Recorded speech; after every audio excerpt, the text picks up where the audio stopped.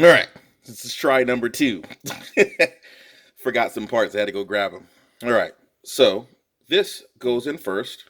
Doesn't matter what side you put it on, really doesn't, because they're both exactly the same, but this will go in. That's your first part.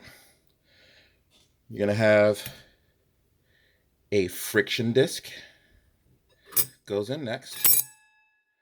That'll be your base. Then you'll put a clutch. So now that that's in, you'll take your clutch star and you'll put that in here as well. Try to make sure you line it up as best as possible. Doing this and holding a camera sucks. Make sure you align it well. Okay. All right. Then you'll start stacking friction disc over clutch. So have the same amount as you. So there's 2 friction discs and 1 clutch in there. So second clutch.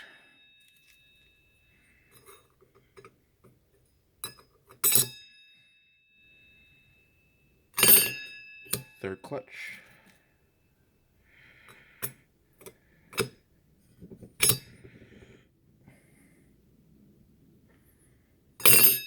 Another clutch.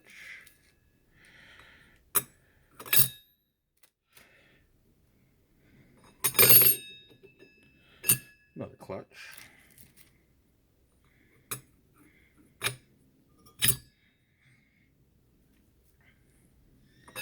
Another clutch.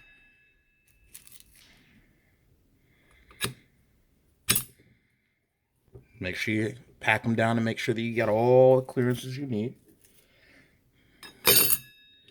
Clutch. Friction disc. Clutch number 8.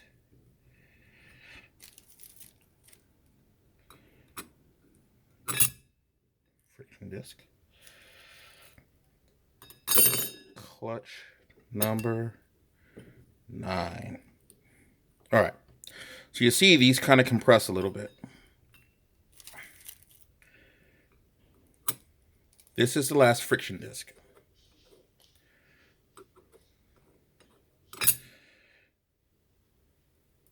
You see this space here?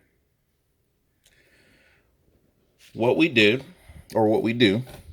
is to ensure that this friction disc goes above the line. Now, when the differential applies pressure hydraulically, it's going to compress this friction disc and compact the clutches. This here is actually not a pressure plate per se, not used for the clutch to ride against. This is actually just to apply mechanical pressure from the ramp assembly and the hydraulics of the pump directly to the clutches. So you actually have the correct stack of clutches. That was 10 friction discs and 9 clutches. You should have about 1/4 of an inch of a lip here above the bell or above the clutch star. This is the amount of space the hydraulic pump will use to compress the clutch pack. This is unsprung. This is sprung.